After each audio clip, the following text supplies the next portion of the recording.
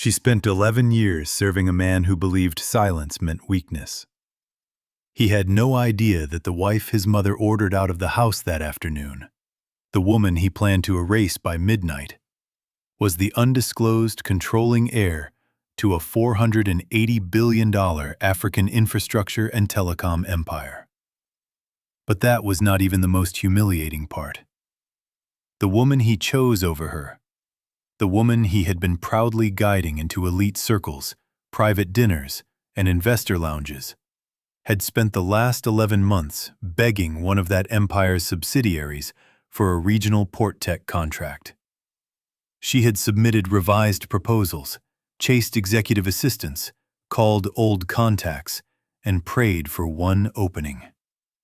Rejected every time. And all the while, she never once realized that the quiet wife she looked down on was the one person who could have approved that deal with a single word. Then he made the worst decision of his life. On the night of the Lagos Sovereign Leaders Gala, in front of ministers, venture founders, family offices, and cameras, he humiliated his wife, declared himself finally free of her, and dropped to one knee for his mistress, as if the whole city had gathered to applaud his upgrade. What happened next did not look like revenge. It looked like power finally removing its disguise. Because while he was smiling for the room, 12 black Bugattis were already pulling into formation outside.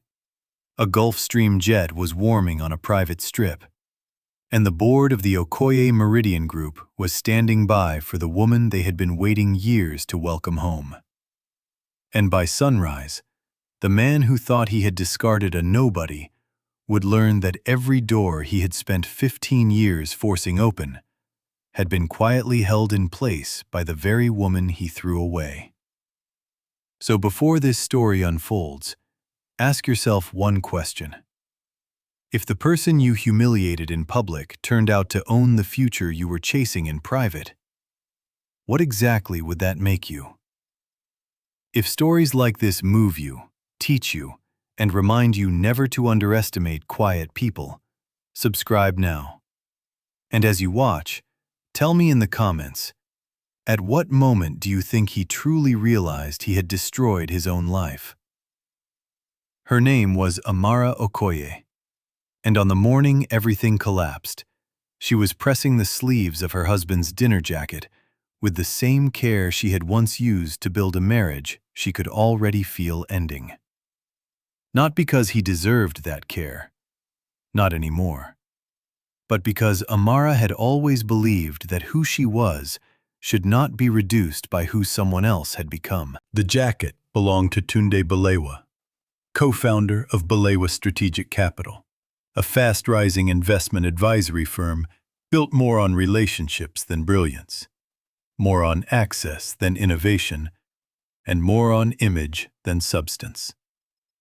Tunde was handsome in the polished boardroom photograph way. He had the smile of a man who practiced charm like a skill. He knew how to lean in during conversations. He knew how long to hold a handshake. He knew how to make powerful people feel reflected in their own importance. What he did not know how to do was recognize value when it came without noise. And that had been his fatal weakness from the beginning. Amara watched him knot his bow tie in the mirror without once looking at her. He was already on his second phone call of the morning. His voice had that smooth, lowered tone men use when they want to sound important and intimate at the same time. She did not ask who it was. A wife like Amara no longer asked those questions because a wife like Amara no longer needed answers to things she had already survived in silence. Tunde ended the call, sprayed cologne, adjusted his cuff, and said, almost casually, "Mother will stop by later to pick up a few things." Amara's hand paused over the iron. A few things. There are sentences that sound ordinary to anyone outside a marriage and devastating to the person standing inside it. She set the iron upright and looked at him through the mirror. He still did not turn around. "Whose things?" she asked. Tunde picked up his watch. "Let's not make this ugly, Amara. Tonight is important." Tonight is important. Not our marriage, not respect, not truth. Tonight. She studied him for a long second and realized something cold and clarifying. He had already emotionally left, and now he wanted the administrative version of her disappearance to happen neatly, quietly, and without inconvenience. "How long have you been planning this?" she asked. He gave the exhausted sigh of a man pretending to be burdened by the pain he is causing. "Long enough to know we both deserve to move on." We both. That was the cruelty of weak people. They injured you, then invited you to share responsibility for the wound. Amara nodded once. Not because she agreed, because she understood. "Then I hope," she said softly, "that tonight gives you exactly what you think you want." For the first time, he glanced at her. Not carefully, not thoughtfully, just long enough to register that her calm unsettled him. Then he left. The house was quiet after that. Too quiet. The kind of quiet that does not soothe, but confirms. Amara stood in the dressing room for several seconds after the front door closed, one hand resting on the still warm iron, and allowed herself the smallest exhale. She had spent years preparing emotionally for this day, but preparation does not remove pain. It only teaches you where to place it so you can keep standing. She crossed the room, opened the drawer of the nightstand, and looked at the sealed envelope she had not touched in almost 3 years. Inside it was a letter from Kofi Mensah, Chief Legal Steward of the Okoye Meridian Legacy Trust. 3 years earlier, in a tower overlooking Victoria Island, Kofi had placed an inheritance dossier in front of her and spoken with the careful restraint of a man trained around power that does not need to introduce itself. "Your grandfather did not merely leave you wealth, Miss Okoye," he had said. "He left you control, majority control. The chair remains yours the moment you choose to activate it." At the time, Okoye Meridian Group had been valued at $437 billion. Now it stood at $480 billion. Shipping corridors, telecom infrastructure, renewable grids, agricultural logistics, data ports, satellite partnerships, banking rails in emerging markets. Her grandfather, Chief Gabriel Okoye, had built a continental empire by understanding something most people never do. The future belongs to whoever controls movement, of goods, of signals, of energy, of information. And legally, quietly, irrevocably, that future belonged to Amara. But Amara had asked for time, not because she was weak, because grief had come first. Because after her grandfather died, she was not ready to step into a world that measured human beings in valuations and leverage ratios. And because somewhere inside herself, she still wanted to know whether she could be loved without the shield of what she owned. That was the experiment that had cost her 11 years. A sharp knock at the gate pulled her back to the present. Noon had not yet arrived. She did not need to look through the monitor to know who it was. Mrs. Folake Balewa never entered any room uncertainly. Not a gate, not a foyer, not a life that did not belong to her. And the house staff opened the entrance. Folake walked in wearing a structured cream lace outfit, gold earrings, and the expression of a woman arriving not for conflict, but for completion. Behind her were 2 hired movers and a younger woman from the domestic staff carrying empty wardrobe boxes. Amara met her in the living room. Folake's eyes swept over her with surgical disdain. "You look composed," she said. "That's good. It will make this easier." "For whom?" Amara asked. "For everyone who matters." The line landed exactly as intended. Folake was the kind of woman who confused cruelty with clarity. In her mind, social hierarchy was natural law, and Amara had always offended her simply by refusing to perform insecurity. Amara did not fight loudly, beg theatrically, or flatter strategically. She listened. She observed. She moved with self-containment.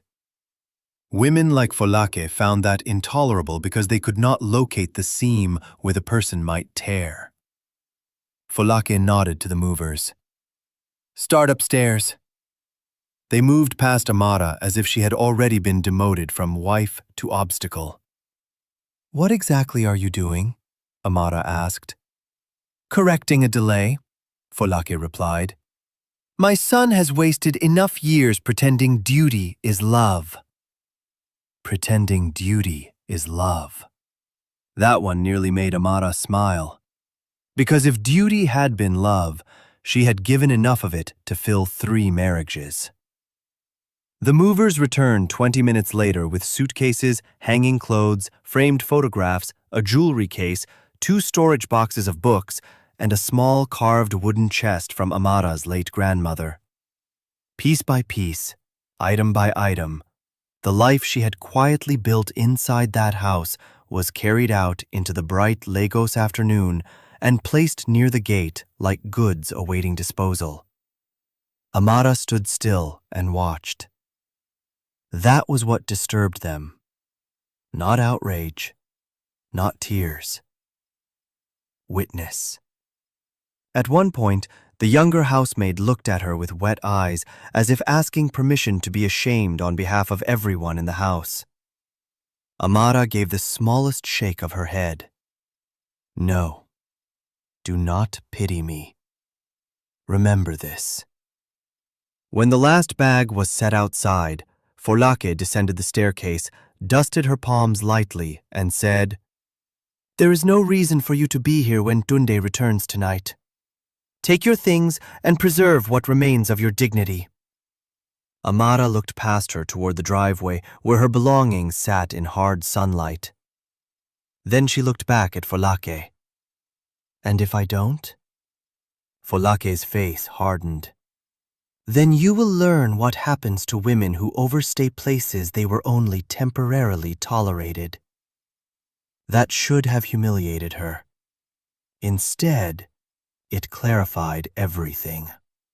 Amara reached into her handbag, removed her phone, and made one call. The line connected on the first ring. "Kofi," she said. His voice changed instantly. "What happened?" "Protocol can begin," Amara replied. "Today." Silence. Not confused silence. Activated silence.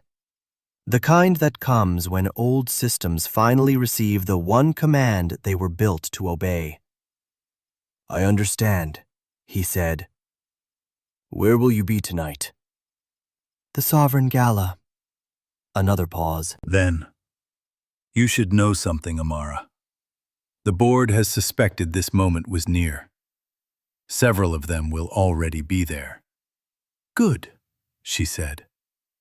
"Do you want the full escort?" Amara looked through the gate at the scattered outline of the life being thrown away. "Yes," she said. "Tonight, I want everything visible." By evening, Lagos had transformed itself into performance. Motorcades glided through polished streets. Flashbulbs burst at hotel canopies. Men with inherited confidence adjusted black lapels. Women moved through marble lobbies wearing gowns that announced old money, new money, and every version of ambition in between. The Sovereign Leaders Gala was held once a year inside the Aderemi Crown Hotel, 40 floors above the city, where the ballroom windows turned the skyline into a sheet of trembling gold. It was not the kind of event people attended casually. You entered by invitation, by bloodline, by relevance, or by the temporary permission of someone more powerful than you. Tunde Balewa had spent 3 years trying to become permanent there. Tonight, he arrived with Zina Adeyemi on his arm. Zina was the founder of a fast-scaling logistics software startup called Harbor Mesh Africa. On paper, she was sharp, innovative, and aggressively positioned for expansion. In reality, her company had grown too fast, burned too much capital, and was now balancing on the edge of a deal she desperately needed to survive. That deal was with Meridian Corridor Systems, one of the Crown subsidiaries inside Okoye Meridian Group. For 11 months, Harbor Mesh had chased that contract. They had been denied, deferred, and politely sidelined. And Zina had never known the reason was standing 5 feet from her husband's wardrobe every morning. Tunde looked magnificent beside her. That is the problem with people who are about to destroy themselves. They often look their best just before impact. Amara arrived alone at 8:16. Her invitation had not come through Tunde.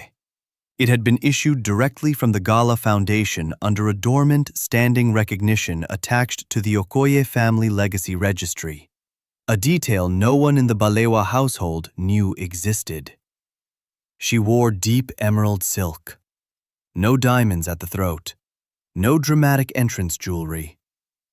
Her hair was sculpted elegantly back. Her makeup was restrained. She looked like exactly what powerful rooms fear most. A woman who does not need attention to become unforgettable. The hostess checked her name, then immediately straightened. "Welcome, Ms. Okoye." Not Mrs. Balewa, Ms. Okoye. A tiny detail, a massive correction. Amara walked inside. The ballroom was radiant with expensive certainty. Glass, Brass, orchestral strings, crystal, laughter calibrated for effect, political heirs beside fintech founders, industrial families beside climate investors, diplomats beside private equity partners pretending not to notice one another's calculations. Amara took her seat at table 11 near the eastern window. Within 7 minutes, she identified Kofi Mensah at a table near the central aisle. Beside him sat 2 board members of Okoye Meridian Group and 1 sovereign wealth representative from Nairobi who had known her grandfather personally. None of them approached her. None of them needed to. The evening was no longer a social event. It had become observation. At 9:41, Tunde moved toward the microphone. That alone shifted the air.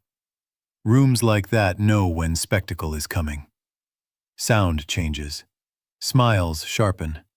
People lean without appearing to lean. Tunde raised his glass, thanked the hosts, praised excellence, opportunity, modern African ambition, and all the polished phrases men use when they want applause before they do something indecent. Then his tone changed. "There are moments in a man's life," he said, "when he realizes loyalty to the wrong season can become disloyalty to his future." The room stilled. Amara did not. She simply watched him. Tunde looked directly at her now. "There comes a point," he continued, "when honesty demands courage. And tonight, in a room full of people I respect, I want to be honest about choosing a life that truly reflects who I've become." A murmur moved through the tables. Zina's face arranged itself into calculated surprise. Folake, near the champagne station, folded her hands with the satisfaction of a producer watching a scene land correctly. Tunde stepped down from the stage and crossed the floor. Every eye followed him. He stopped in front of Amara. For one suspended second, The room held its breath on her behalf. Then Tunde extended a hand toward her, not tenderly, but performatively, the way someone handles a prop in a scene that is no longer about the prop. "Thank you," he said into the microphone, "for the years we shared. But some chapters must end so better ones can begin." He released her hand before she took it, a calculated insult. Then he turned, not back to the stage, to Zina. The gasp that moved through the ballroom was not loud, but it was wide. He dropped to one knee. A ring box opened. The overhead lights caught the stone. "Zina Adeyemi," he said, smiling up at her. "Will you build the future with me?" From a distance, it looked glamorous. Up close, it looked like a man publicly burying his own judgment. Zina covered her mouth. A practiced tear formed instantly. "Yes," she breathed. Applause began in fragments, then stopped, because something had shifted near the entrance, not inside the room, outside. The first sign was not the vehicles, it was the security frequency. Men with earpieces straightened simultaneously. Hotel coordinators glanced toward the glass corridor. The valet director stepped away from his post with the expression of someone who had just received instructions he was not qualified to question. At table 6, one of the old industrialists leaned toward another and whispered, "It's happening." Amara heard it. So did Kofi. He did not smile. He simply checked his watch. Tunde was hugging Zina now, receiving congratulations from the nearest cluster of guests. Folake lifted her chin as if the room should finally admit she had always been right about everything. Then the ballroom doors opened, not dramatically, precisely. A security officer entered, crossed to Kofi, and bent to murmur something in his ear. Kofi rose. So did the two Okoye Meridian board members, and the sovereign wealth representative. Then one by one, almost like a chain reaction among people accustomed to reading invisible hierarchies, others began to stand too. Not for Tunde, for Amara. You could feel confusion spreading before anyone understood it. Zina saw it first. Her smile faltered. Tunde turned just in time to watch Kofi Mensah walk across the ballroom floor and stop in front of Amara Okoye. He bowed his head the smallest degree. "Ma'am," he said clearly enough for the front half of the room to hear, "the board is assembled. Your convoy is ready." Silence. Real silence this time. Not social silence. Impact silence. Tunde frowned. "Convoy?" Folake's face lost color so subtly that only people trained by pain would notice. Amara rose. Not hurriedly. That was what everyone remembered later. She did not rush toward vindication. She did not tremble into justice. She stood the way mountains stand, like they were already there before anyone learned to notice them. Tunde took a step closer. "Amara, what is this?" She looked at him, and for the first time all evening, there was no trace of grief in her face. Only completion.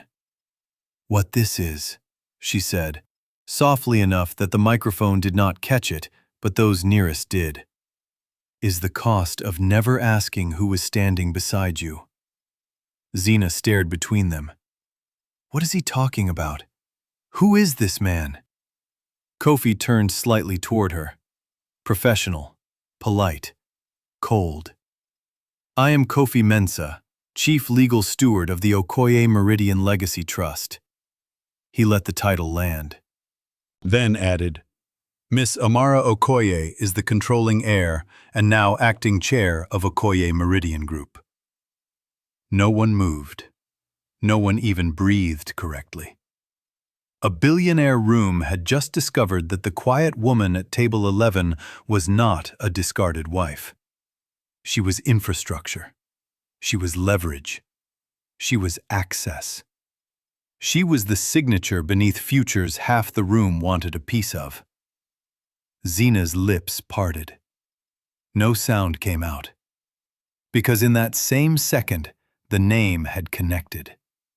Okoye Meridian. Meridian Corridor Systems. The contract. The months of proposals. The rejections. The emails. The silence. And the woman she had spent the evening looking through was the one person who could have changed the outcome. Tunde's face went slack. What? It was not denial. Worse, it was delayed understanding. Amara did not explain herself to him.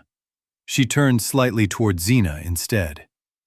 Ms. Adeyemi, she said, calm and exact. I do hope one day you find a partnership built on stronger judgment. That sentence cut deeper because it remained elegant. Then she walked toward the ballroom exit.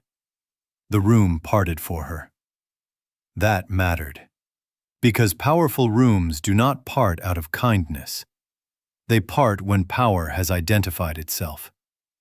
As the doors opened, the full visual revelation struck.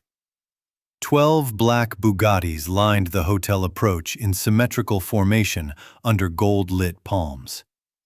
Beyond them, at the far end of the private access road, security lights marked a restricted executive strip where a Gulfstream jet waited with its stairs lowered. The city seemed to stop and stare. Guests crowded the glass walls to witness it. Some lifted phones. Most lowered them again. Even spectacle has etiquette when it belongs to money older and larger than yours. At the lead vehicle stood a tall woman in a Navy command suit with silver insignia at the cuff. Her name was Commander Nia Kone, head of strategic security for Okoye Meridian Group and former regional defense liaison. She stepped forward as Amara emerged. Miss Okoye, she said, your board requests your presence in Accra before dawn. Everything is prepared. Miss Okoye.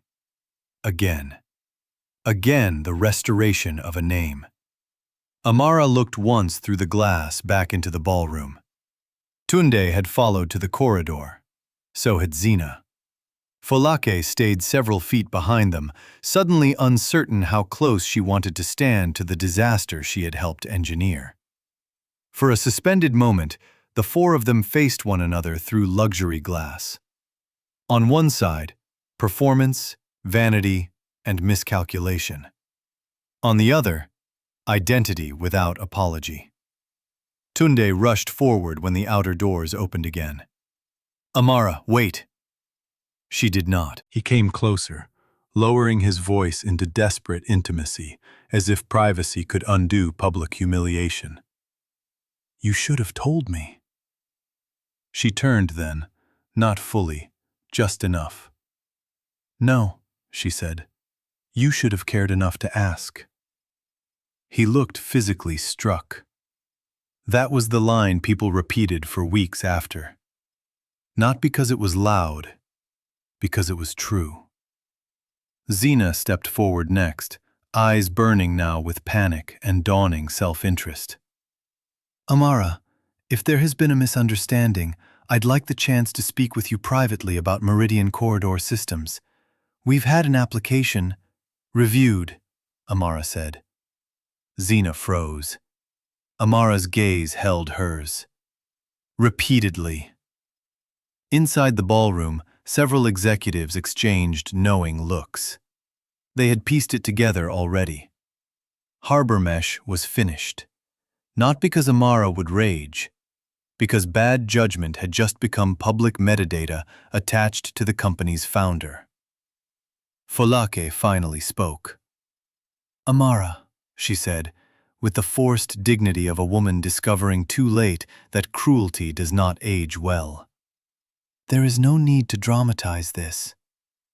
Nia Kone's expression did not change, but two security officers moved half a step closer anyway. Amara almost smiled. Mrs. Balewa, she replied. You had my grandmother's chest thrown onto a driveway before sunset. I am not the one who introduced drama into this day. Then she got into the lead Bugatti. The convoy moved, smooth, silent, absolute. And that should have been enough. But the story was only beginning. The jet lifted at 11:28 p.m., not toward Europe, not toward Dubai, not toward any of the destinations people with flashy wealth use for symbolism. It flew to Accra, where Okoye Meridian maintained one of its oldest command facilities, a heavily restricted executive campus built by her grandfather during the company's transition from regional dominance to continental infrastructure control. Amara sat by the window as Lagos disappeared beneath clouds. For the first time all day, she allowed herself to feel the ache. Not regret. Never regret. Grief. For the years spent shrinking to keep peace. For the intelligence she hid to remain lovable. For the tenderness she offered to people who interpreted gentleness as proof they could step harder.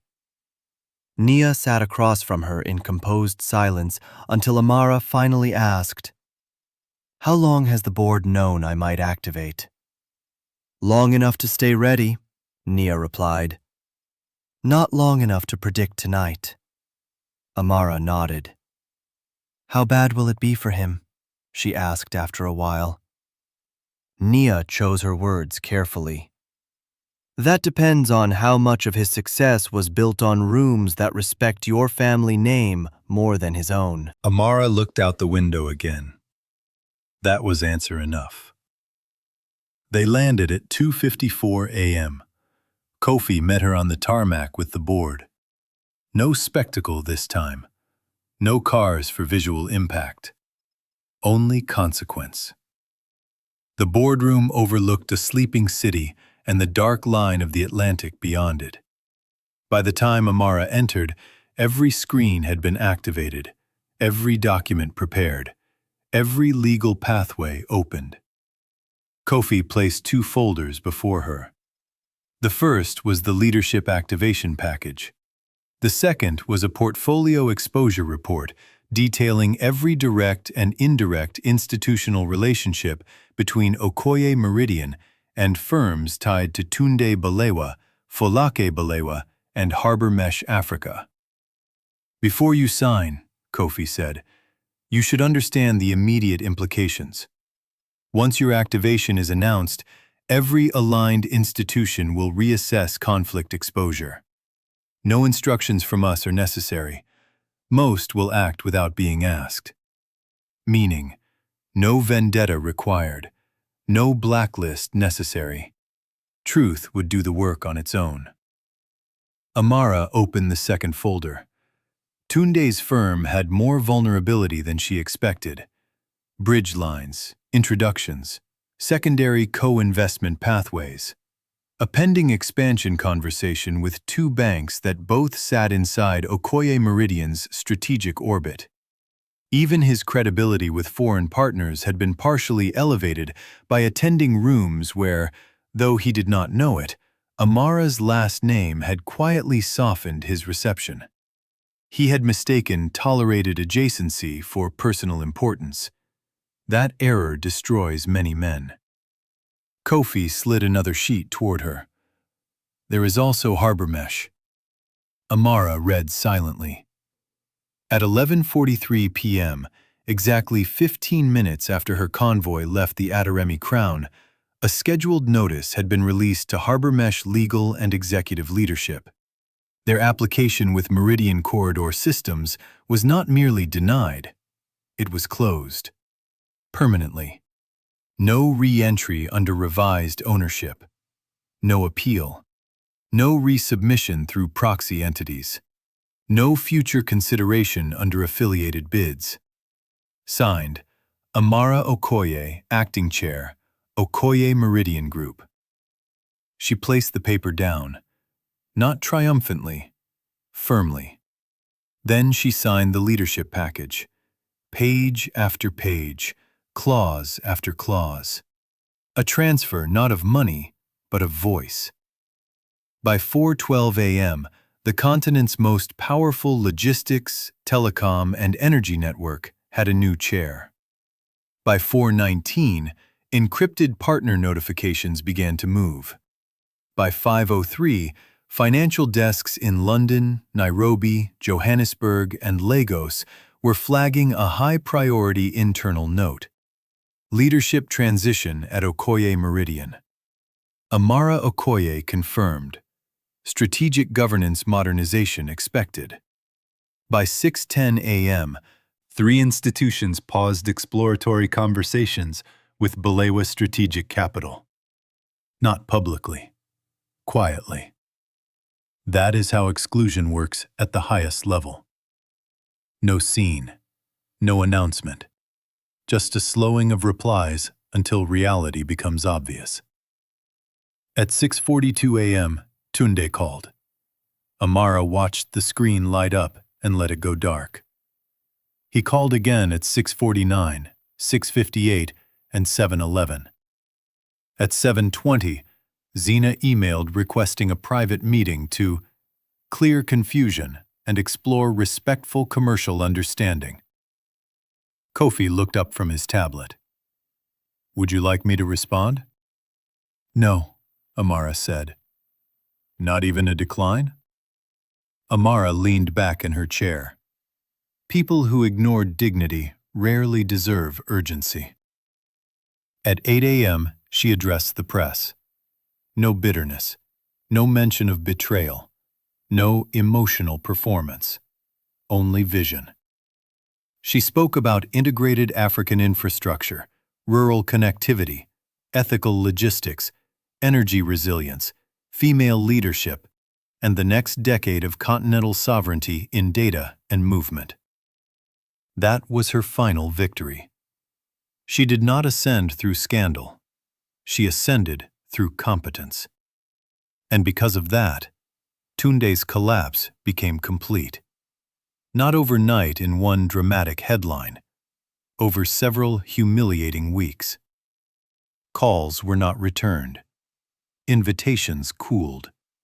Dinners became difficult to schedule. A conference panel quietly replaced him. One investor requested clarity around recent relational and reputational concerns. Another simply disappeared. Harbor Mesh lost 2 secondary backers within 12 days. A potential rescue round stalled. Then another. By the end of the month, Zina's board had hired restructuring counsel. Folake sent one message through a mutual contact, requesting a chance to speak woman to woman. Amara did not respond. Tunde, however, refused to understand the mathematics of finality. He wrote, he called, he left voice notes full of wounded disbelief. "You should have trusted me. You should have told me. We could have handled this privately. You made me look foolish." That last line revealed him completely. Not, "I hurt you." Not, "I wronged you." Not, "I did not see you." Only, "You made me look foolish." Weak men always confess through self-pity. 3 weeks later, one of his letters arrived physically at Okoye Meridian's legal office. It was forwarded to Amara unopened. She stared at the envelope for several seconds, then handed it back. "Archive it," she said. "You don't want to read it?" Kofi asked. She looked through the glass wall of her office at teams moving with disciplined purpose across the operations floor below. "No," she said. "I already lived the contents." And that was the truest thing of all. Because apologies from people who only become reflective after losing access are rarely revelations. They are negotiations. Months passed. Amara rebuilt more than a company. She rebuilt scale with conscience. expanded rural logistics routes into underserved trade corridors, accelerated women-led supplier programs in 3 countries, restructured a telecom arm to widen low-cost connectivity, launched a widow enterprise fund in memory of her grandmother. And in every room she entered, she carried the same quiet force that people once misread as softness. But now, nobody misread it for long. As for Tunde, his firm survived on paper longer than it survived in influence. And influence, once exposed as borrowed, rarely returns. The final time their worlds nearly crossed was at a policy summit in Kigali. He saw her from across a lobby and hesitated, not because he still believed he had a claim on her, but because he no longer knew what language a diminished man speaks to a woman he once stood above, and now could not even reach. Amara saw him too. She inclined her head politely. Nothing more. Then continued walking with a delegation discussing satellite-backed port integration. That was the ending he had earned. Not revenge, irrelevance. And that is often heavier. Because being punished keeps you central to the story. Being outgrown removes you from it completely. So what does this story teach us? First, hidden value does not become value only when the room discovers it. Amara was never ordinary. She was merely unannounced. Second, quiet people are often gathering information while louder people are wasting themselves on performance. Underestimation is one of the most expensive mistakes arrogance can make. Third, real power does not always need to shout, expose, insult, or retaliate. Sometimes it simply steps into full view and lets truth rearrange the room. Fourth, public humiliation reveals far more about the humiliator than the person being humiliated. Tunde thought he was unveiling freedom. What he actually unveiled was his own smallness. And finally, if someone has loved you gently, consistently, without spectacle, do not mistake that tenderness for lack of options. Some people stay humble not because they are powerless, but because they have not yet decided that you deserve to see the full size of who they are. So now, I want to hear from you. At what exact moment did Tunde lose everything? Was it when his mother threw Amara's belongings outside? Was it when he knelt for Zina in front of the room? Or was it much earlier? The first time he stopped being curious about the woman standing beside him?